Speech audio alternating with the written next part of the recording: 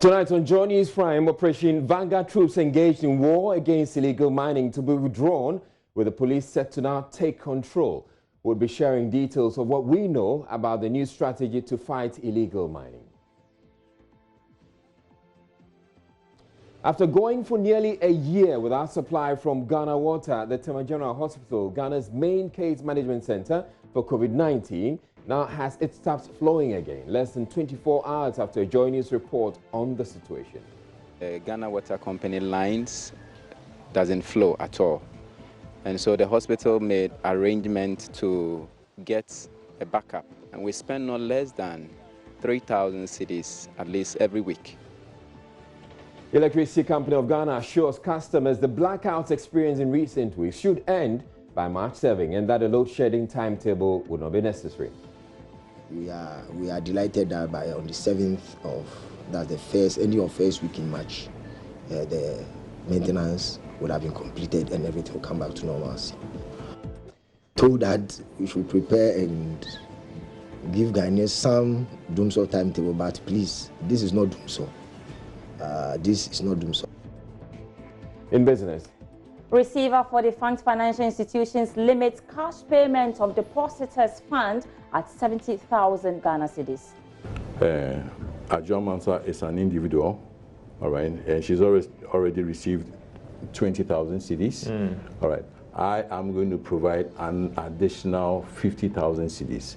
So Ajua Mansa would have 70,000 cedis overall, and then the rest would be in bonds. We will get some explanations exclusively from the receiver. Now, Speaker of Parliament insists he has no intention to stifle media freedoms, but reiterates his call on the legislature's press corps to desist covering incidents outside the chamber when the House is in session. I want to reiterate that I spoke to both sides of the House, and I did say so categorically. I reminded that the media are most welcome as guests of this honorable House. At least one MP believes the Speaker is not being very clear. Unfortunately, I think that the manner in which he communicated what was intended to be a clarification has, for me, made things worse. I'm Israel Lai. Joy News Prime comes to you live from the Joy News studio at Kokomilimi here in Accra with digital address G80992539, where we're celebrating 25 years of fearless journalism. Stay tuned in.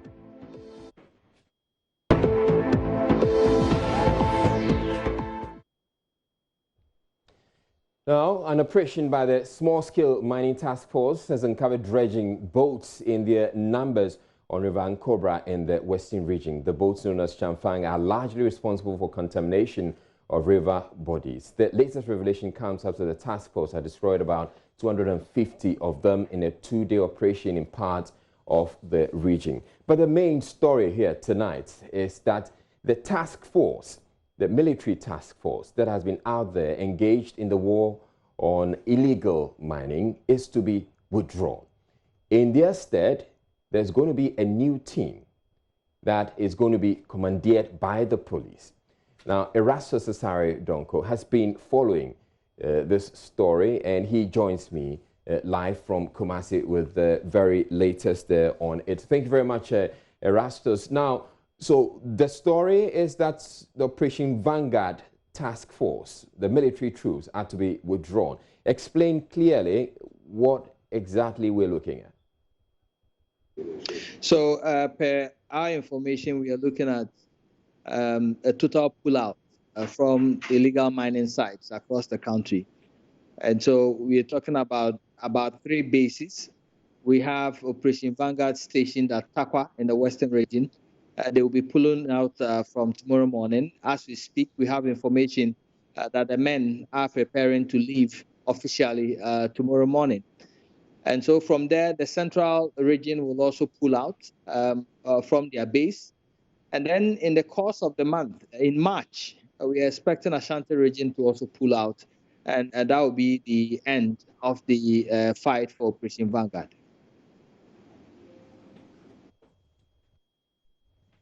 All right, so I'm trying to still understand. Do you happen to know why this decision has been taken? Well, from our sources, we are learning that it comes from the public backlash and the insults that the military has received for some time now. Allegations of bribery and extortion, and some issues concerning they allegedly brutalizing people on the field. It seems to smear the military somehow with some of these acts, which comes with fighting illegal mining. And so the CDS wants the military to be out of the fields, and they want the police to take over because, per the information we have, they are mandated to do what Operation Vanguard is doing at the moment. And so occasionally, if the military is sought to provide support for the police, they think that that is legitimate rather than get military people on the field within the forest itself based fighting illegal mining. Now, Erastus Saradonko, you have been following the operations of the military task force for a while now, and I'll be coming to you in a bit for you to get your views on what you think or how you think this is going to impact this whole Galamsey fight. But joining me in studio right now is Seth Kwame Boateng, who has been working his sources at the Ministry of Defense, and he happens to have some information. So, Seth, I want you to explain to us what you've been able to pick up as far as the reason or what is informing this decision to withdraw. So first of all, my source at the Ministry of Defense tells me that they are not disbanding Operation Vanguard. That is one. What they are doing is to implement the next phase of the fight against illegal mining. The next phase. All right. Yeah. And but will the team be still known as Operation Vanguard? That I wasn't told. All right. And also understand they are replacing the permanent soldiers on Operation Vanguard with a quick reaction force. So the name will be Quick Reaction Force, who will move in when needed. So they will be on standby as and when the police officers taking over now need the soldiers, they will call on them and they will come and help them. And but before then, the status quo that we have, what we have now, is that the troops have been based permanently in the police. They work together operational zones in the forest. If we can say that they are trying to stop illegal mining, but now they are withdrawing their soldiers. They will be on standby. The Quick Reaction Force, they will be on standby as and when they are needed. And I understand the CDS, the Chief of Defense Staff, will have this team as and when the police need that assistance from the military. They will call them and they will Does it mean it's not going to be a permanent team? It could be, the soldiers could be picked from... That's my understanding. Yeah, that's my understanding. And the source tells me, asks the question, would you want us just to be in the forest permanently? No, even 1 year is too long. That's why we have to go on with the other phase and rather use the police and get this group on standby to support. Is it their understanding that this is a better way to fight the Galamsey? I've been pushing and I understand it's the next phase. So that's the next phase of what probably government had intended. And that's what they're going to implement. So for them, this is the next phase? This is the next phase, I understand. All right, so Erastus Asaridonko, Erastus is still with us from Kumasi. Erastus, so you've heard what we've been able to pick up from the Ministry of Defense, and I want to find out from you, having followed the operations for a while now, how do you think this is going to impact on the fight against illegal mining? I would say it will be the same old story. Why do you say the same old story? Currently, the modus operandi of Operation Vanguard, they are not based within the forest. They have bases. In Ashanti region, they have Obuasi. When you're heading towards Akapuri, so that's where their headquarters is. And so they operate from that end. As and when they get information as to what is going on within a specific site, they mobilize the men and then they move in there. If there is need be for them to seize equipment, be there and ensure that they have to cut the equipment out of the bush, they do that. But then they do not stay within the forest. So I will say that this is the same modus operandi. If they have a quick reaction force, based in Accra or Kumasi or whatever it is still the same thing. When you go to the Western region, Operation Vanguard has a base there. When you go to the Central region, they have the base. They operate from the base as and when they get some tip-off, they move into the forest to enforce and then come back to the base. So it's still the same thing. Except Erastus, the understanding we're having is that the police will be calling the shots this time. Yes, that's the only new thing. And I do not know what the police administration have up their sleeve. So it is still early days yet to say that they won't be able to fight or they will fail or whatever it is. I don't know what the strategy is. But from what we know on the ground, and from what we know, the few corrupt ones that we have on the field who are conniving with illegal miners and people of higher places to mine within the forest reserve and take their cut. If these are the same modus operandi we're going to have, and there's no special task force to go in, then I don't think there's going to be any. From what you're telling us, it sounds as if you have your personal frustrations with this whole fight against the Galamsey. Yes, Israel, I do have my own frustrations. I've moved with the Interministerial Task Force for some time. I've moved with the Vanguard for some time. We've been in the forest and the thick of events for some time. In 2018, for example, we went to Diaso, where the lance minister went today. And at that time, the devastation was starting at the time. We did reports, we put them out. Even their own people, national security people, took drone shots of the devastation. We put them all out. What did government do? Nothing. The people who were mining in there, sometimes, in some instances when we went to the field, calls will come from the seat of government, asking the interministerial task to move from that side, because this side belongs to a so-and-so person, party people, this so-and-so person, so move away from the side, and then we will move. Sometimes the person who is leading the interministerial task force to stick to his grounds and say, no, I'm not moving. In the case of Apampra, where we went to find Heritage Mining Limited mining within the forest, Operation Vanguard had gone there previously. They seized the equipment, calls came, they returned the equipment to the people, they went on to mine. When the interministerial task force went there under Ohina Jikum, he said, no, he's not backing now, he will still seize the equipment. At that time, we saw prospecting license belonging to the company. That's what they were using to do the mining in there. How can you use 22 excavators to do prospecting at the time? But he was mining. Those excavators were seized. Currently, the same company is back at Apampra Forest Reserve. The owner of the company says he now has the mining licenses to mine within the forest, and he's there. The residents have been demonstrating. So, you see, it's a number of people who are very powerful within government, from the seat of government, who are controlling affairs within the forest there. If we do not go after these people, we can change and call reaction force, call Operation Vanguard, call them whatever, bring in the police, bring in whichever, so same old. All right, thank you very much, Erastus Saradonko, with that update. And those allegations clearly need to be investigated, except we're not sure who's to investigate all that. Seth Kwame-Wating is still with me here in the studio. Seth, is there any further additional information? Yeah, I know that there has been a meeting between the police hierarchy and the military high command today, discussing ways they're going to have this transition. And as we know, it's going to be in phases. Those in Takwa will leave tomorrow, followed by those in Ashanti region. Then in March, Central region, those in Central region also leave. All right, thank you very much, Seth Kwame-Wating. And Seth Kwame-Wating has been giving us an update, working his sources at the Ministry of Defense. Moving on, Majority Leader Osache Mensah-Bonsu defended the Speaker's threat of sanctions against journalists Wednesday, insisting it doesn't amount to an infringement on the media's rights. Professor Michael Quay had warned journalists who report from outside the chamber whilst proceedings are ongoing will have their accreditation withdrawn.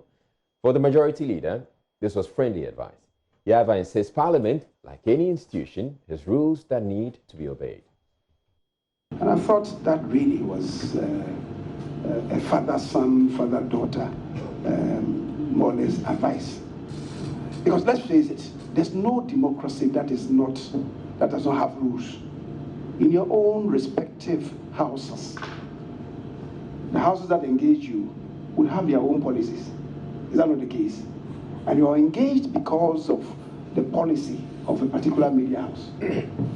If you go out and maybe the manager or whoever of that studio or of that media house calls you that, well, you are engaged for one or two things and they believe what you are doing now is not consistent with the terms and conditions of your engagement. And maybe you are discussing that and he tells you that you must conform to the rules. Would that be considered as an infringement on your rights? I'm not too sure about that. You are here because you variously applied to be here, and you applied ultimately to the speaker. The speaker who grants you permission to be here. There certainly are some rules that must be conformed to. So if the speaker believes that something untoward is happening and calls your attention to it, I don't honestly want to believe that that can be construed to mean the speaker attempting to gag media houses. At a media briefing to assure journalists they will be allowed to work freely in the House without restriction, Minority Leader Haruna Idrisu said the Speaker's comment should not be misconstrued. Be party to any such decision or any such initiative that will undermine the frontiers of press freedom as an institution and as leaders of the House. We all share with you that the values of transparency and accountability are better enhanced and better deepened by a free press. Probably if we had had an in-house discussion at our level, this is a matter which I believe was just one which should be referred to the Director of Public Affairs and the team, so that as we are resolving it, we could resolve it. But to be fair to the Speaker, I took part in the earlier part of some dialogue with a visiting guest from the United Kingdom. I didn't take part in the second leg of the discussion at conclave. But this is a matter that I believe that all we needed to do was to call the Public Affairs Department and the team and your good self to be those who should regulate your conduct within the standing orders of Parliament. And I heard my friend Gapo reporting on Joy FM, I don't want to personalize it, trying to say that a leader agreed. I said that the media must serve Parliament dutifully. So go and look for the meaning of dutifully. Speaker Professor Michael Quay on his part says he has no intention of stifling media freedom, but maintains the media should accept correction. He then repeated his call on the press corps to desist from covering incidents outside the chamber when the House is sitting. Some statements that have been made about my directions yesterday, I want to reiterate that I spoke to both sides of the House, and I did say so categorically. I reminded that the media are most welcome as guests of this honorable House.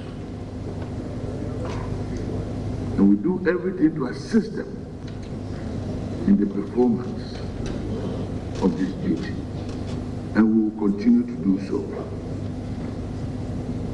That while the plenary business of this honorable House, however, is ongoing, our distinguished media people should not go outside the chamber to cover other activities, whilst Parliament, the sovereign body of the people, is actually ongoing. NDC MP for Tamale North, Alassane Suini, says the Speaker's comments is marking the issue further and that there is the need for better communication on the concerns. I expected the Speaker, given the uproar that his directive generated yesterday, to perhaps be more sober and reflective, even if he had to respond to it today. But unfortunately, I think that the manner in which he communicated what was intended to be a clarification has, for me, made things worse. I agree to some extent with the intention of both the Speaker and leadership of the House to draw the media or the media's attention to, concentrate on, the core mandate of being parliamentary reporters. But to suggest that that should be done at the expense of what the media house finds newsworthy around the presence of Parliament is unacceptable. So I think that the Speaker may have good intentions, the leadership of Parliament may have good intentions, but the way they are going about communicating it is problematic. And I think that as a House, it must be admitted that perhaps we do not understand the workings of the media and the freedom and independence that it is supposed to enjoy in the course of its practice. We're taking a break here on Joy News Prime, but still ahead, Electricity Company of Ghana assures customers the blackouts experienced in recent weeks should end by March 7 and that the load shedding timetable may not be necessary. We are delighted that by on the 7th of, that's the first, end of first week in March, the maintenance would have been completed and everything will come back to normalcy. I've been told that we should prepare and give Ghanaians some doomsday timetable, but please, this is not doomsday. This is not doomsday. Stay tuned in, we're back in a bit. Those whose monies are whether cash or 5 years. You don't have a choice, actually. Anyways. All right, to bring us business. Celebrating 25 years of joy. My name is Sandra Esinam Apenu. As always, I'm here for business. Depositors of the fund savings and loans and microfinance institutions with locked up funds below 70,000 cedis will receive payment by cash, but anything else above that will be through government bonds. This is according to the receiver, Eric Nananipa. He spoke to Joy Business in a yet-to-be-aired episode of the business edition of PM Express. I have my money there, about 100 million Ghana cedis. The president has said that, George, you're going to get everything. What is this bonds thing all about? Well, why are you doing a mix of cash and bonds? Let me explain, George, because I think this is a very important point. In the president's address, the president did say that all depositors, that depositors will be fully paid. Okay. There are monies that have been locked up.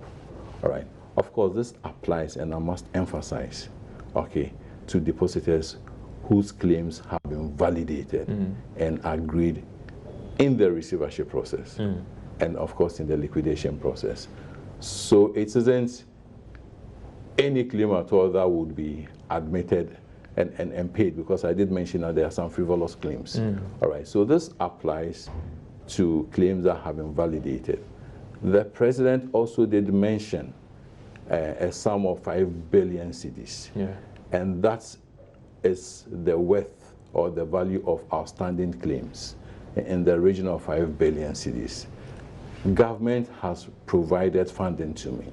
And what I have indeed is a 5 billion, which is consistent with the instructions and assurance of the president that there was going to be 5 billion cedis. I must also mention that it is consistent with the release of Bank of Ghana when I was appointed, and reiterated in my first press release. The key thing we did mention was to shore up confidence in the financial system. Depositor funds were going to be protected. All right. So translated, that is the 5 billion remaining that is coming through. And it has come through by way of cash and bond. Okay. The cash component amounts to about 1 billion cedis, and there's 4 billion by way of bonds. How are you distributing it among these depositors? Well, are you capping any? Well, with the payment of the 5 billion, it is outstanding amount. What is due you outstanding, and you're going to get everything for ultimately for the 5 billion. Okay. And that is it. I'm not, 5 billion is the whole amount, total amount. Everybody's going to get everything. So like Ajua Mansa has about 5 million Ghana cedis there. You've paid him just about 20,000 already. In your next round of payment for this, are you having any cap on the payment? Maybe I'll give you 30,000 cash. The rest will be in bonds. Well, what I'll do with Madam Ajua's scenario will be given the cash that I have and the competing interests, all right? Ajua Mansa is an individual, all right? And she's already received 20,000 cedis, all right? I am going to provide an additional 50,000 cedis. So Ajua Mansa would have 70,000 cedis overall, and then the rest would be in bonds. Joining me via Skype for more on this is financial consultant Charles Mensah. Thank you always for joining us. And you heard the receiver there. And so when the president said we're going to have full payment, I'm sure the assumption is that we're going to have cash. Now we are learning that it's being capped, and after 70,000, you receive bond. What do you make? Is this a fair deal? Thank you very much. I think it's a switch, because the total amount is 5 billion. You were expecting 5 billion to be paid to you. Now 1 billion is coming in cash, 4 billion is coming in bonds. And this time the bonds are in the name of government. So what it is that instead of you saying that a bank owns you, now it's government that owns you. So for those who have been capped at 70,000, if you are beyond that, then you have the balance in bonds.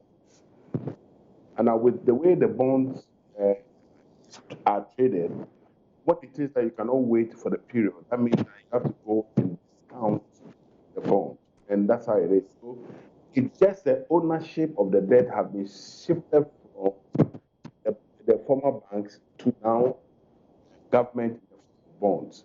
So you have something you are holding on to that you can go and discount. Hitherto, you couldn't go discount because nobody owned up that liability. But now, government has owned that liability. But government doesn't have the full cash to give you. It has given you bonds. Mr. Mensah, I'm sure I'm sure you agree with me that these depositors are looking for their monies back. They want cash. And we are being told that this bond is at 0 interest rate. And so if I'm not getting interest on this bond and I go to the bank and I can't also wait for 5 years, and then again I'm being asked for a discounted rate because I can't wait for the 5 years, then what's the purpose here? They're losing anyway? You are not losing because it's better than 0. Because the point is that you put your money at the bank hoping to earn interest.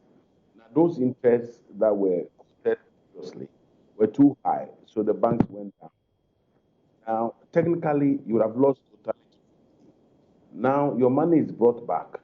What they are saying is that they can pay you 70,000 and they'll pay you the balance after 5 years. Now, which means that you haven't lost money, but you get it 5 years' time. But at the same time, when you are in desperate need of the money, you can go and discount it because now it's a proper paper, it's a bond, so you can go and discount it as you speak. But the point is that even if you collect your money wholly, especially those who collected the 70,000, what are you going to do with the 70,000? You still have to find a way to invest it.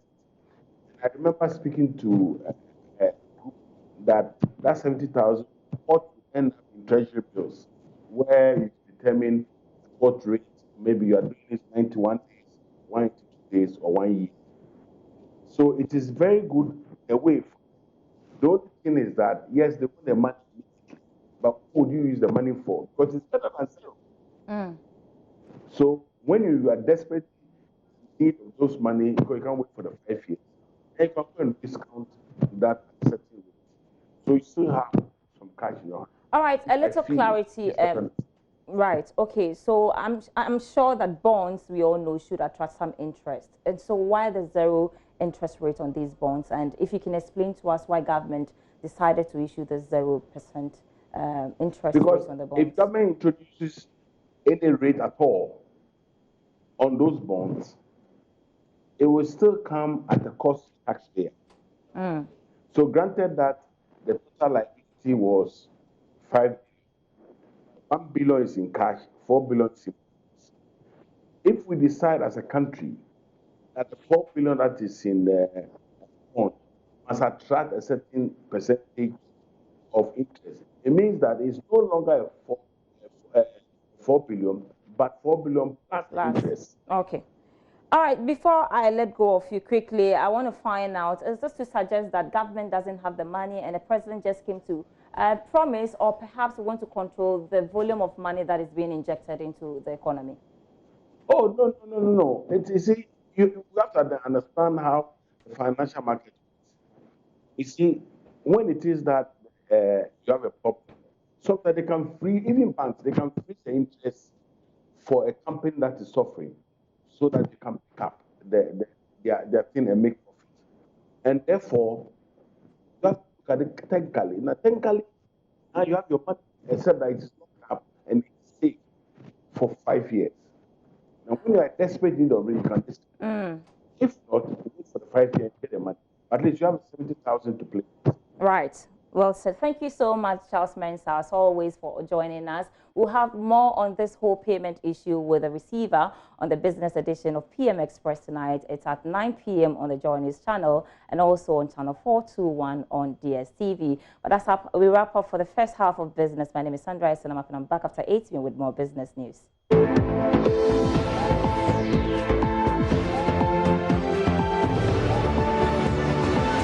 Time for Showbiz, and Noella Karinyale is here. Hello, Noella. Hi, Israel. Okay. I'm particularly happy today. What about?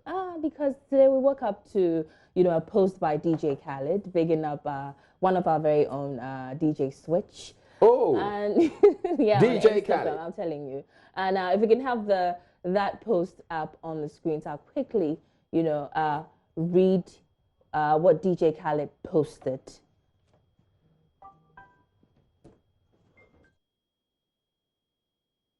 DJ Khaled with DJ Switch in there. Okay, so here it says, bless up DJ Switch Ghana, keep winning, bless up Ghana. Beats by Dre, Beats Official, Apple Music, Young World, the world is yours. Okay, so what's it with DJ Switch? Let me announce this one. Okay, so DJ Switch is joining us live from Los Angeles, California. Okay, DJ Switch, how are you? I'm fine, and you? Yeah, I'm good too. Look, it feels good to have you making us proud out there. All right, so you tell us what's going on. So first of all, for my Ghanaian, I'll greet the hub, and thank you so much for your support. Thanks goes out to supporting me, the US. Thank you for giving McRepay message was being sent to me. I mean, it's a great audience. Great. Yeah, we want to hear what's going on. Okay, so give us the news, the good news. Tell us. So yesterday, got to do next on Bit One show. And I had that is in music, Apple, and I also got DJ Khaled, and it's All right, so we're my having mentor to post. DJ Switch, we're having a bit of a challenge hearing you. The line is breaking, the connection is breaking. I don't know if you can get, we're going to go off a bit. If you can get an earpiece connected, and then we're going to come to you in a bit. So, and also, let's talk about Jedibule Ambele and Ochame Kwame's issue. You know, a few days ago, Jedibule alleged that Ochame Kwame benefited from the 20,000 Ghana cedis government gave to, you know, Musica. He benefited 50,000 Ghana cedis from the 20 million Ghana cedis government gave to Musica. Okay. And, you know, Ochame Kwame has come out to state that that's untrue. And so he's given him 72 hours to retract and apologize using the same medium he used to, you know, publish or defame him. So, yeah, he asked his lawyers to, you know, release a statement. And that was the statement we saw on the television, basically asking Jedibule Ambele to retract and apologize for his defamatory statement. Now, I don't know if we can get to DJ Switch. All right. So, yeah, I'm hoping that they can get to resolve whatever issue it is. But let's try and reestablish connection with DJ Switch and see if that connection, the audio connection, is a lot better. The video is just perfect, except the audio, we couldn't hear her very well. So, DJ Switch, if you can hear us a lot better now, I'd want you to just go straight to the good news. You were talking about some deal with Apple. So, I was saying that yesterday I got Beat One studio, and there that it was a Beat One record.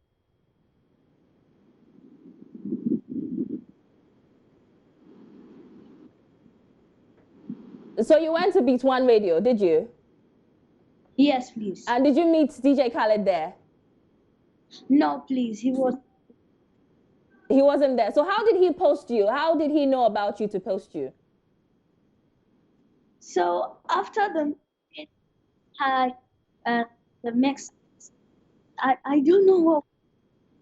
I had the posted me. A message on Instagram? Yes, please. Okay. After he saw your performance at Beat One Studio? Yes, please. Okay. And what did he say in the message? He said, DJ Switch, keep in. He bigged you up in that message? Sorry? So basically he bigged you up in that message, right? Yes. Okay. But do you have plans of meeting him? Have you guys, you know, arranged anything to meet up with him quickly? Hopefully, arrange anything, but... Okay, okay. Unfortunately. Right. Thank you very much, DJ Switch. Unfortunately, that connection wasn't too good, but we intend to speak with you again some other time. And hopefully, we want to hear about the deals, whatever deals, the money deals that's coming through, and all the. But big ups to you. And you rocked, yeah, you rocked, real good. Okay, big ups to you. Uneasy, that'll be all for sure. Yeah, thank you very much, Noella. So we're taking a break. That'll be it. 2 years ago, it was a town in the dark, cut off from the rest of the world because it did not have a mobile telephony network. Residents had to trek for over 30 minutes to hang their phones under a tree on the outskirts of the town to make and receive a phone call. Join us first through lights on the plight of the residents of the Upper West Region town of Balwogo in 2018. Today, the town has mobile connection because a communication mast has been built for them. In our Impact series this week, Joy News' Justice Bedu went back to see how this is transforming lives. This was a trip we made in May 2018 on motorbikes with the villagers of Palwogo, traveling to make a phone call. This is a daily ritual here. Hundreds of people make this sometimes perilous journey, traveling for up to an hour just so they could place a phone call to connect with other human beings. For we dear, you have to travel, look for a motorbike to well and go to that place to do the call. At times you think as if you are not even part of Ghana.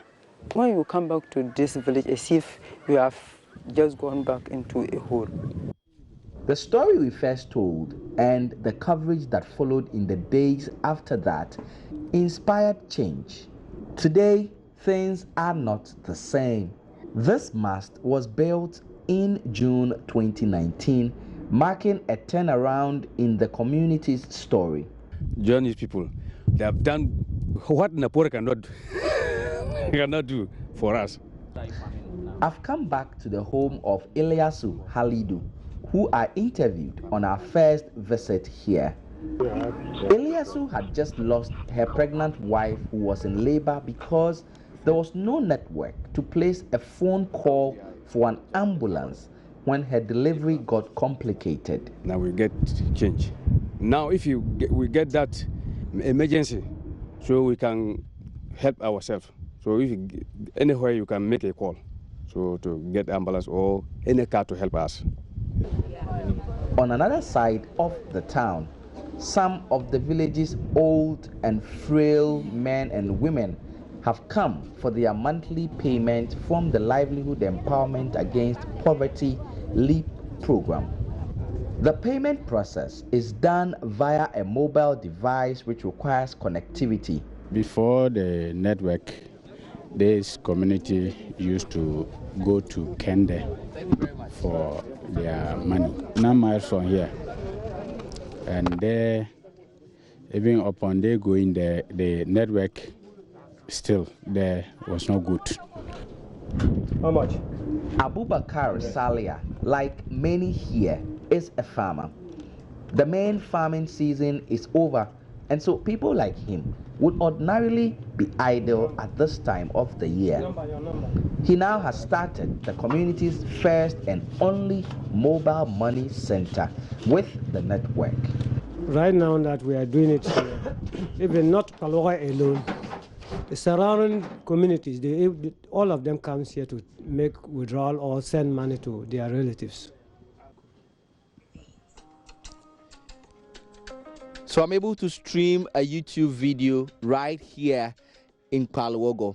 I just sent an email, and also before right now, been streaming videos on Facebook. It goes to show the critical bridge that data and the network that is now available here is serving to connect people in places like Palwogo to the rest of the world. Just months ago, no one here was sure how the future was going to be for this town. But today, Palwogo's story is changing for good, thanks in part to mobile connection. Justice Bedu, Joy News, Palwogo in the Y-East District. And on to another story that's changing, or another case of a situation that's changing for good. Ghana's main case management center for the COVID-19 virus has for nearly a year had to rely on water tankers from commercial suppliers because they had no supply from Ghana Water Company. Officials of the hospital spoke with Joy News about the situation in a report that was aired on Wednesday. It's an issue because patients come, the washrooms needs to be closed because there is no water to flush. Most often the Ghana Water Company lines doesn't flow at all.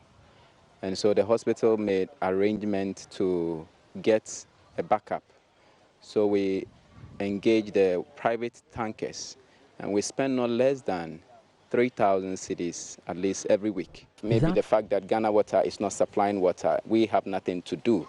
We have the Veronica bucket, like I said, where we store water so that in case there is any need for you to wash your hands, that can be a backup plan. And then also we have the alcohol hand wash, which also we have put in place to ensure there is thorough hand washing. A nurse and patient at the hospital Joy News spoke with described the situation as worrying. In the OPD here, you know, we have one of the commercial washrooms here. So like when there isn't enough water flowing or water is not flowing, you know this awful smell, yes. It comes to the whole OPD, which is not appealing. So we'll plead to the government and then the health sector if they can aid the facility in implementing most of our water issues. And then most of the patients, you know, they tend to develop this body odor when there isn't enough water or shortage of water. It is embarrassing for a hospital of this repute to continuously be in this situation, she says. There is no water available most times. You can only imagine the blood and state of the mothers who deliver here. We are calling on authorities to act immediately. Water is so hard to get sometimes. We have to search and search till we reach our only option, sometimes a mortuary facility close by. Right,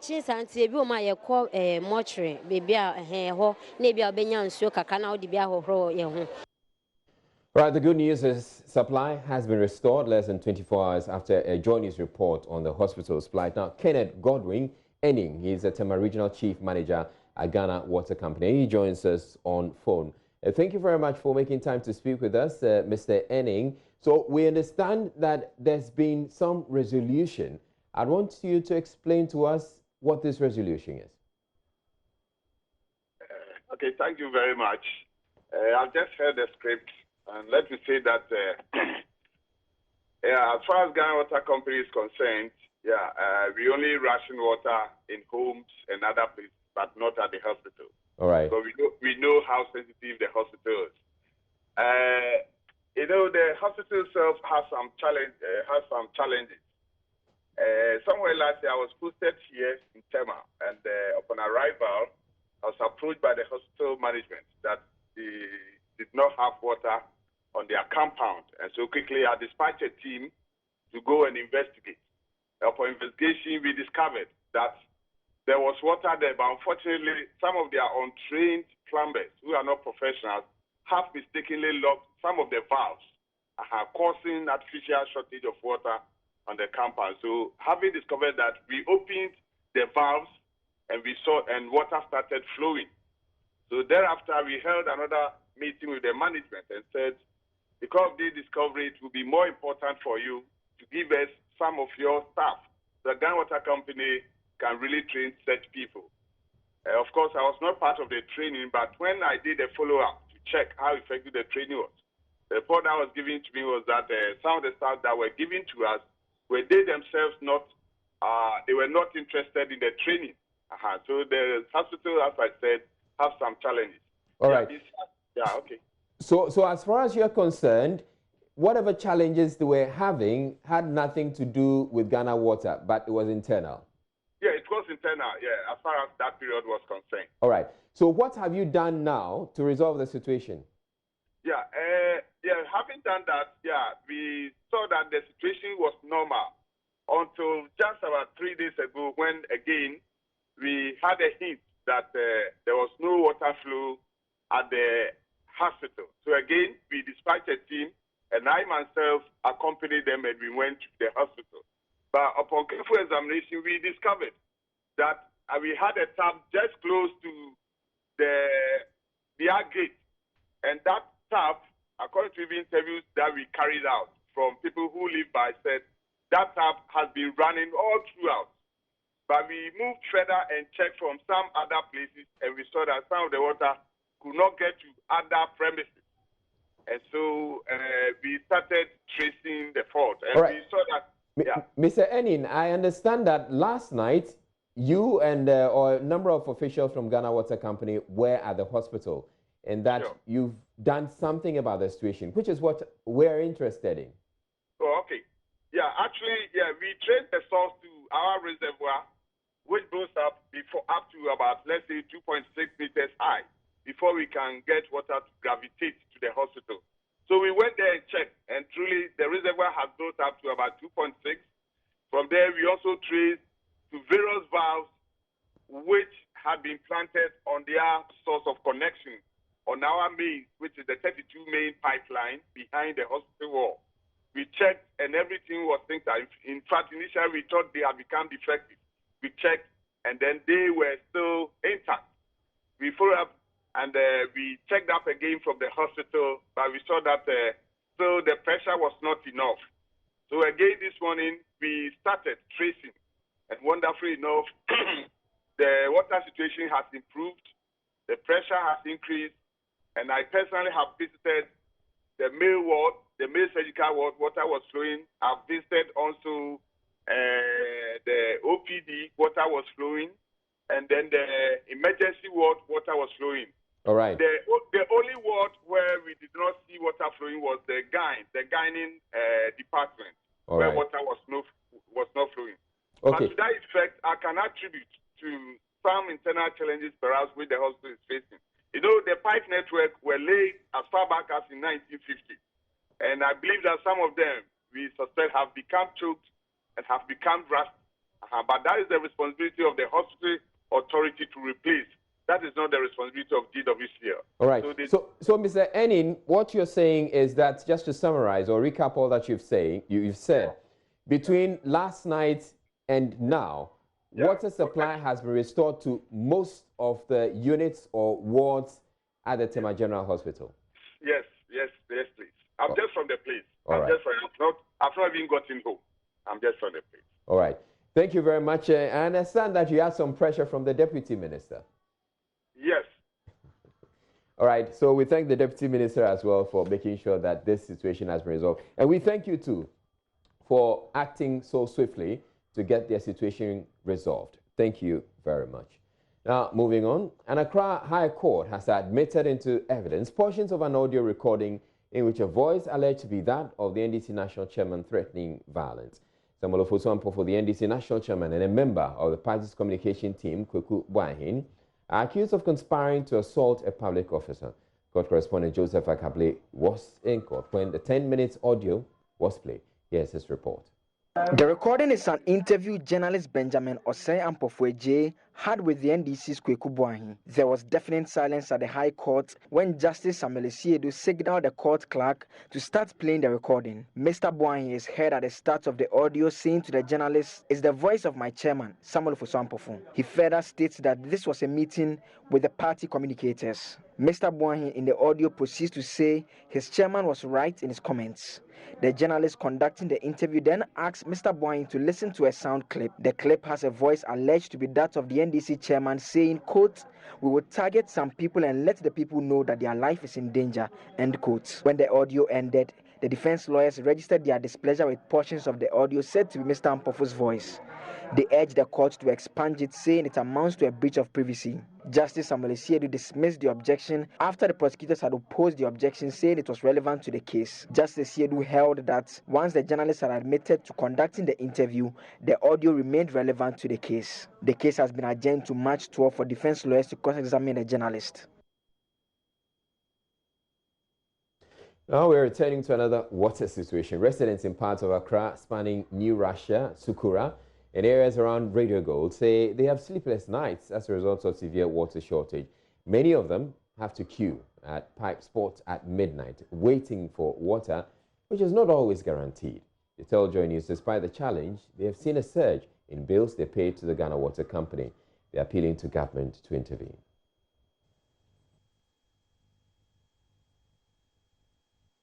The water doesn't come at all. It's 1 week, 2 weeks before the water will come. And it doesn't come in the daytime, sometimes in the evening, somewhere 12, 1 going, and to come like 1, 2 hours time. I do close late from work side.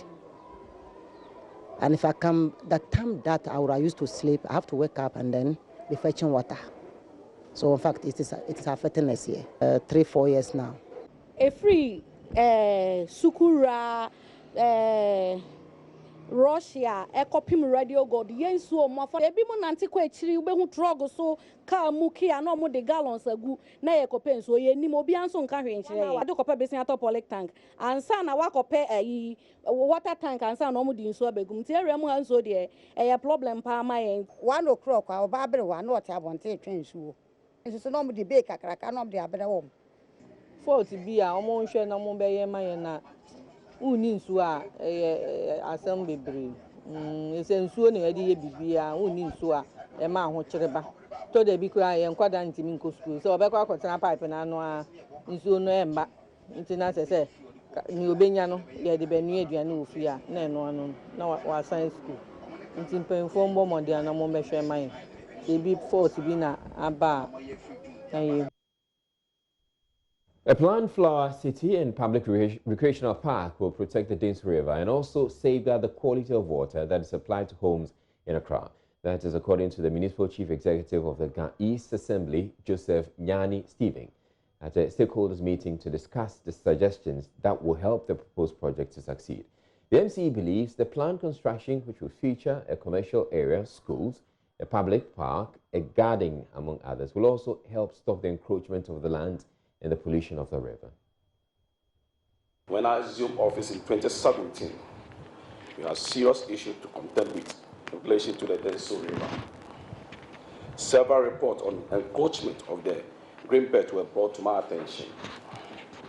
This report requires that serious measures are taken to halt the increasing level of human activities which had high tenacity of polluting the river. We therefore had to undertake a demolition exercise on structures that were springing up in the enclave.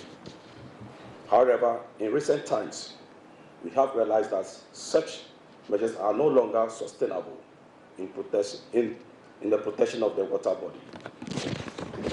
As a result, the General Assembly passed a resolution on 26 July 2019 for the rezoning of the enclave to establish a flower city and public recreational park at Dentra. This, we believe, is the best alternative to safeguarding the quality of water that is supplied into our homes of people in the western part of Accra. We have extensively discussed with the chiefs and people of the area and have their blessing to execute the project. I therefore wish to call on everyone here to consider the threat of the Deans River as a threat to our existence and that of a future generation. The Municipal Coordinating Director, Emmanuel Basie, has been providing some details. If you look at the green spaces, all the green spaces are for parks. It's the green area to this yellow walls. That bit has been clustered like sport facilities. We have football, soccer, tennis, all type of water. They are there. And then we have the red part, which has to do with homes, like prefab homes for short stay apartments. People want to travel. Now, if you travel, people who come for 1 week, 2 weeks can go there and stay there. So that's how we've zoned the place. And we also have a place for fish pond, farming, all this, and then beekeeping. We've integrated it into the system because we want to protect the ecological zone. Already have farmers farming there, so the farmers are going to be integrated into the project. So we organize them and then for them to undertake ecological farming because the activities is also polluting the water. So we have to make sure that they are also organized and given training in good agronomic practices, that farming practices, that will then let them do what they expected to do. Right now, moving on to the National Science and Maths quiz. And it was a walk in the park for Ola Senior High School in Ho as they crashed Tongo SHTS and Dofo SHS in the Volta Regional Qualifiers of the National Science and Maths quiz. The ladies announced their presence right from the start of the competition, dominating the entire contest to qualify for the National Championship. Welcome to the Volta Regional Qualifiers of the 2020 National Science and Maths quiz. This contest features Ola Senior High School. We have Tongo SHTS and we have Dofo SHS. Preamble: describe guttation with respect to the following. Tongo, the time that it occurs. The time that it occurs. Occurs during the night. I'll give you 2 out of 3. Therefore, the structures and leaves through which it takes place. The stomata. That's incorrect. Bonus. Ola. Hydathote. Hydathote is right. areas of the leaf where it occurs. It occurs along the margin. Yes, on the margin.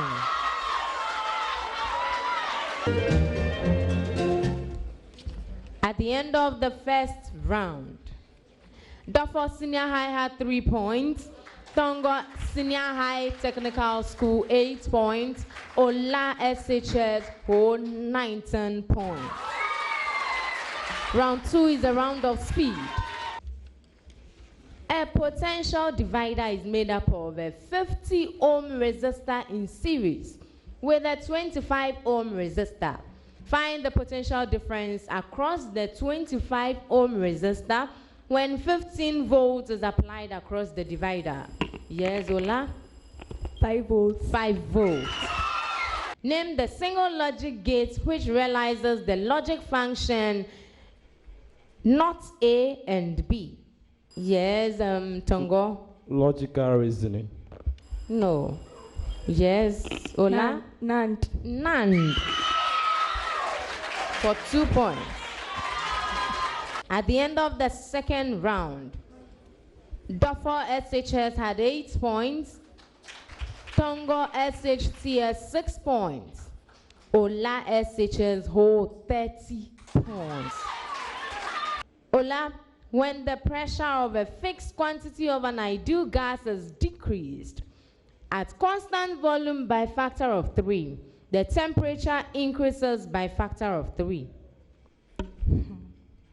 It's a false statement. It's a false statement. At the end of the contest, Duffer Senior High School had 9 points. Tongo SHTS 13 points. Ola Senior High School hold a wide margin of 52 points. Congratulations to my girls. First of all, I want to thank God for helping us to win this contest with 52 points. And then we promise the folks out there, that's the Ola past students, that we are not going to disappoint them. We are bringing the trophy to Ho and to Ola Senior High School. Watch all the children, a queen and a mother. We to the service, our lives are one. They come and speak for us. When we don't speak for us, we never pause.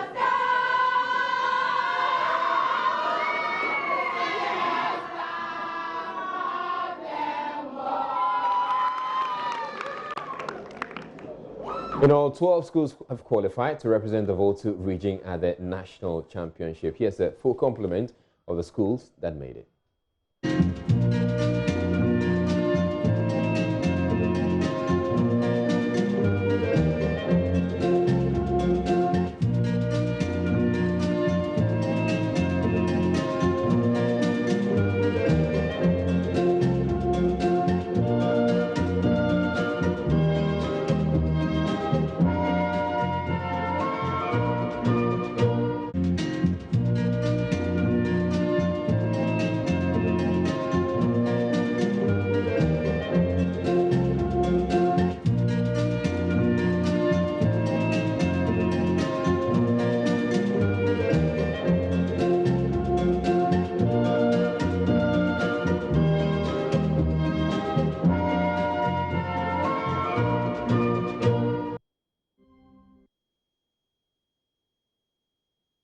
Hello again and welcome back to business. Some imports from China have been hit by delays and disruptions due to the current lockdown of parts of that country in the wake of the coronavirus outbreak. According to President of the Ghana Institute of Freight Forwarders, Edward Akron, some trade documents belonging to several importers have been locked up in China as most offices remained closed. Sheila Tameklo has more in the following report. Following the outbreak of the deadly coronavirus, shipping companies that carry goods from China to the rest of the world reduced their schedules as part of measures to stop the spread of the virus. Similarly, lots of businesses closed down as China tried to contain the level of the epidemic. With China being Ghana's largest trade partner, concerns were raised with regards to the impact of the lockdown on trade activity. In an interview with Joy Business, President of the Ghana Institute of Freight Forwarders, Edward Akron, confirmed several importers had their bills of lading locked in China, thereby disrupting import activity. Talking to our members, we realize a lot of them have clients whose bills of lading are locked up, okay? And so nothing, the certainty is not there as to when this is going to change. So it's having a great impact, on imports, I must confess. In fact, if you go even way down to, what do you call them, this courier services. I tried something online because I wanted to find out for myself. And then you'd realize that even the courier timetables, I mean, when you're thinking of maybe most of these things coming by air, then you're beginning to have this because you look at it and the delivery times for very little, items. It's going anything between 37 to 57 days. And then that is what averred my mind to the fact that, this thing has taken a real, bad hit. So across board, it has had some serious impact on trade. So it is quite evident that the outbreak of the coronavirus in China is having long-reaching effects on various sectors of the economy and industries. And in this case, the shipping industry is feeling the pinch. With bilateral trade volumes between China and Ghana hitting some $7.25 billion, Mr. Krong highlighted there will be long-term effects. He, however, noted the traders will work on exploring new markets for their goods. Because we're already things on the high seas already coming in.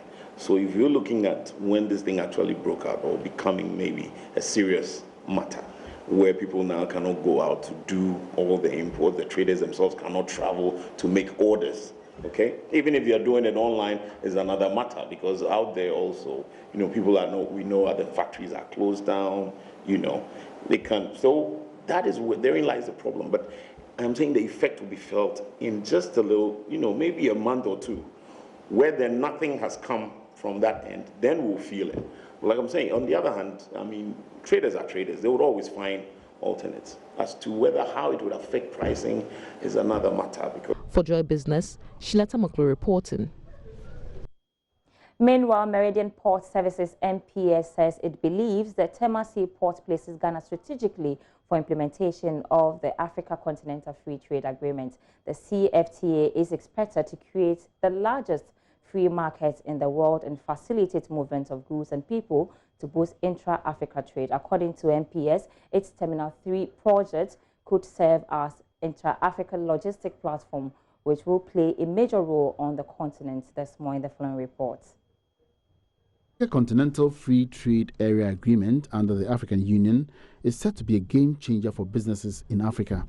The treaty will create trillions of dollars in a combined GDP for over 1.2 billion people on the continent. Meridian Port Services MPS believes Ghana has a crucial role to play in the AFCFTA through the new Tema port, hence the need to engage all stakeholders. Frank Abel Brown says engaging the UK-Ghana Chamber of Commerce as a stakeholder is one of the means of projecting the country. We want to create a good transshipment facility.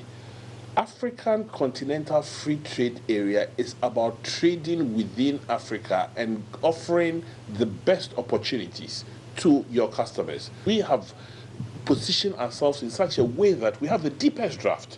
We have the biggest equipment.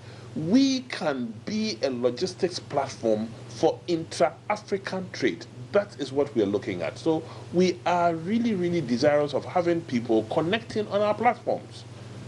And this is the kind of result that will come from stakeholder engagements like this. We urge people to take advantage of the opportunities presented by this magnificent facility.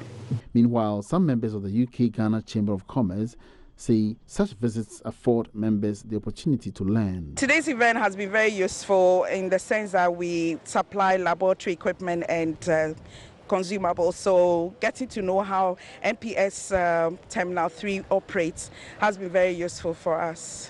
I think it's been very brilliant, and we look forward to many more of such visits because it really helps our business to have this kind of understanding of how some of the authorities or agencies kind of operate. UK Chamber is helping Ghana businesses, coordinating with the government and other authorities in Ghana to ensure that our business are run smoothly, so it will be competitive.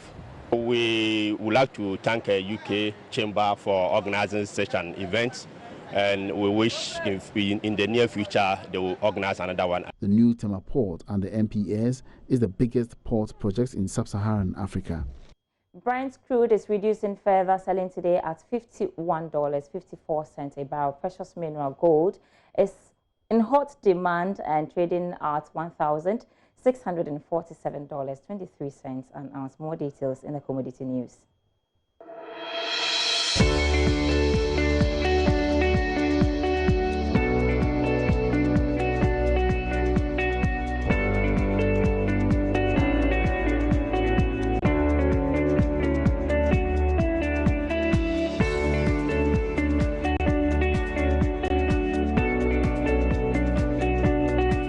And before I take leave of you, let me remind you that the Multimedia Group is celebrating 25 years of joy. What can we say? Thank you so much for being part of the joy story. You can keep trusting joy, and don't forget to log on to our website, myjoyonline.com/business for more authentic business news. My name is Sandra S. Namapene. Do have a great evening.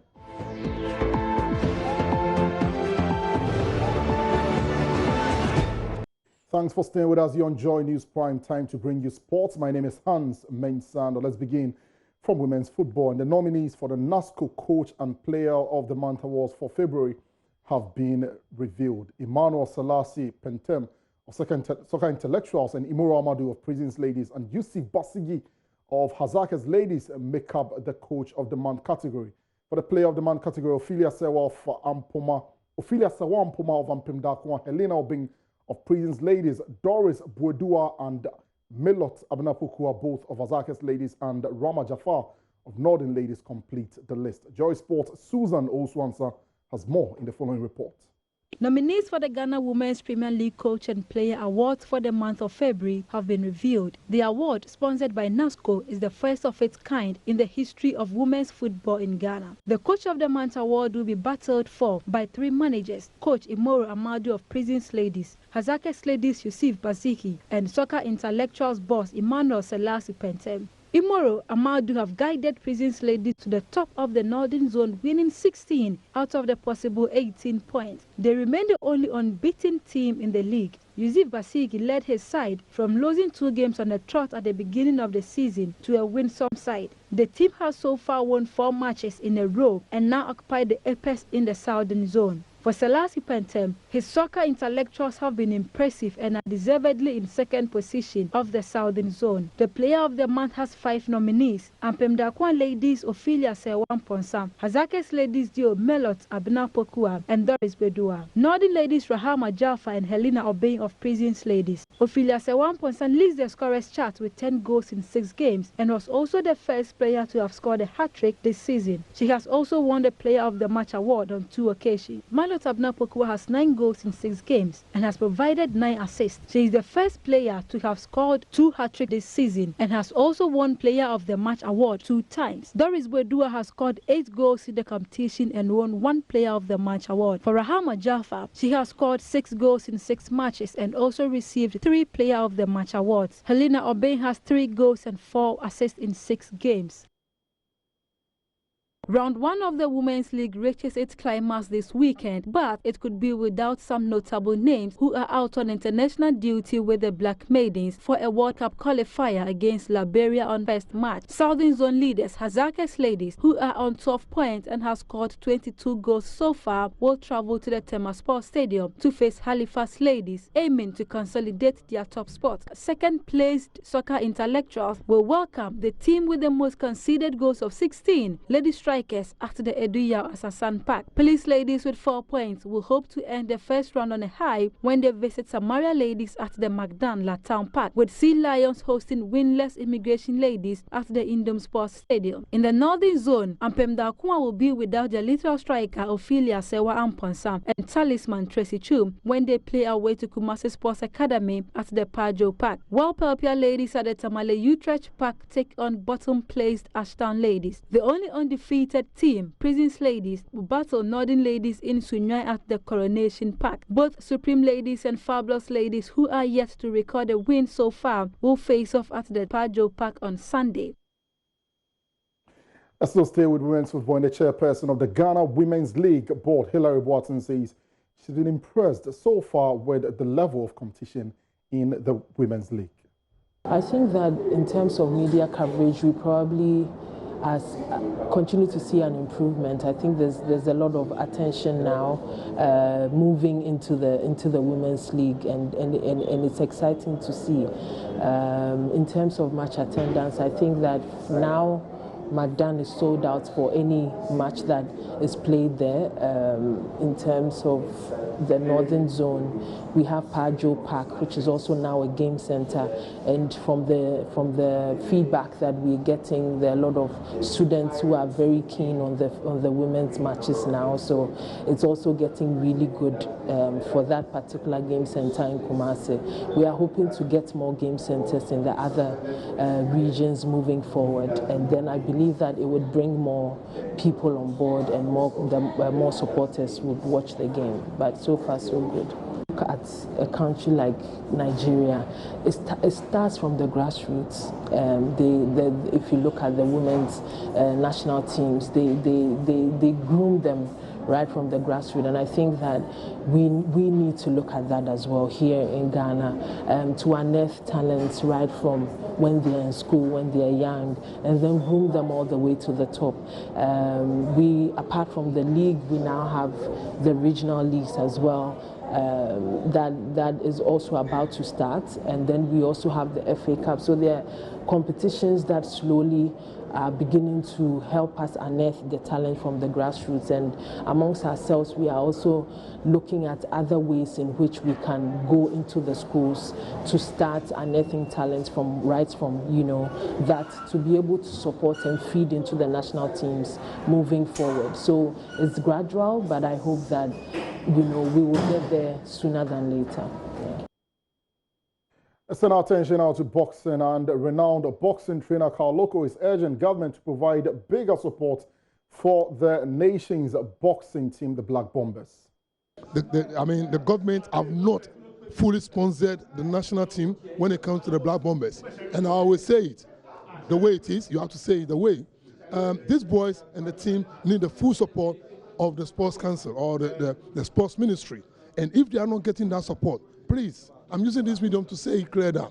These boxers need the sports minister to put his feet down, the government to put their feet down to make sure they help these boys. Because it is not only about the team, but it is about the individual boys who are trying to make something for themselves in future and make the name of Ghana proud. So I don't think they should be struggling, passing through certain things. They are doing good now.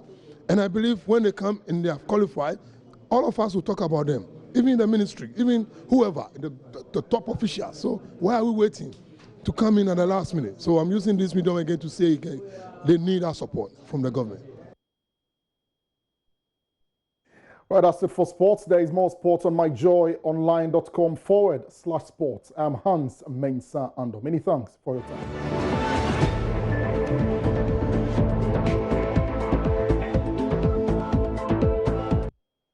Right, it's time for Joy News Interactive, and we have two issues we're looking at tonight. When we've posted the two issues on our Facebook page, you can actually get there and put your comment up, and we'll get to read them, maybe, probably. All right, so the two issues, we have this one, the Ghana Meteor Agency warning that there could be flooding, or there's likely to be flooding in parts of Accra when the rain setting in March. So that's one story, and the other story has to do with what the speaker has had to say about, well, the speaker had spoken. The speaker had spoken yesterday about the warning to journalists, and he's had to reiterate that again today. So we'll be coming to that story in a bit. But let's start with this one, which is the Ghana Meteor Agency warning of floods in parts of Accra when the rain setting in March. And these are file footage, old photos, but let's get to your comments straight away. It's had 34 comments and 16 shares. Josh says, flooding is increasing just like corruption in Ghana, Accra, the capital.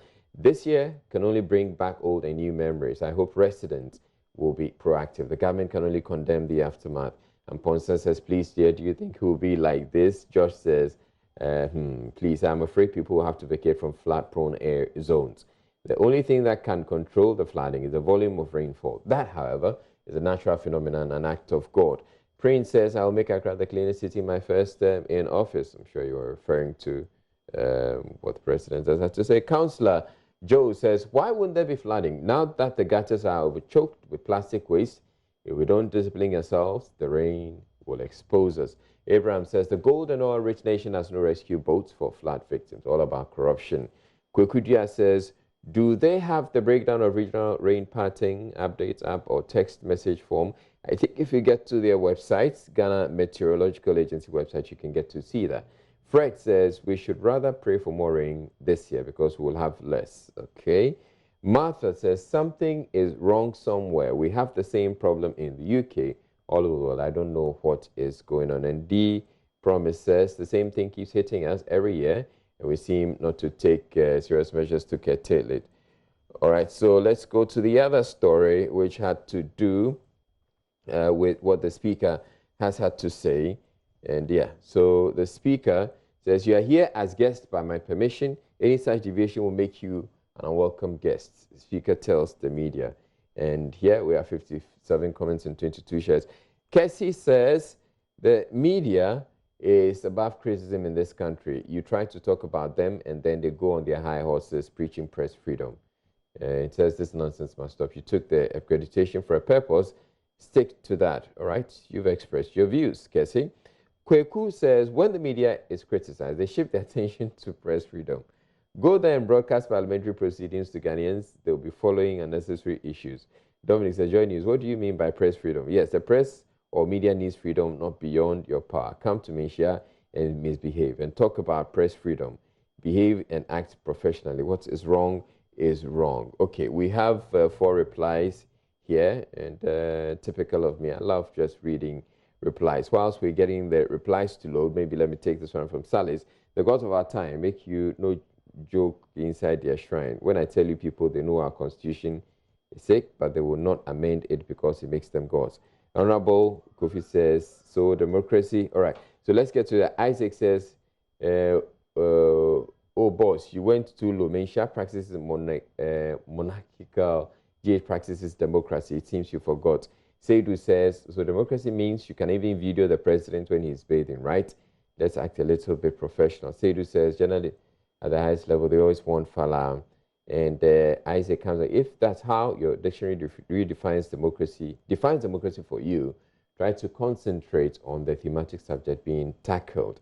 And so is that how reporters do when they go to High Court or Supreme Court or any other court? If a journalist thinks they can do anything they want during parliament sessions, then they should do that in court. They should call the accused lawyer and interview. All right, so a number of you have been expressing your views and you think that the media should just stick to what is happening in the chamber. But a lot of the time, there are things that happen outside the chamber. For instance, today, whilst proceedings or the House was sitting, there was a news conference called by the majority and minority leaders. That had to be covered. Think about that. Proceedings were ongoing. So would you have said that we shouldn't have covered the news conference by the minority and majority leaders? Think about it. That's it for Joy News Interactive, and that's it for the Bulletin. I'm Israel. Thank you very much for watching. Have a good day.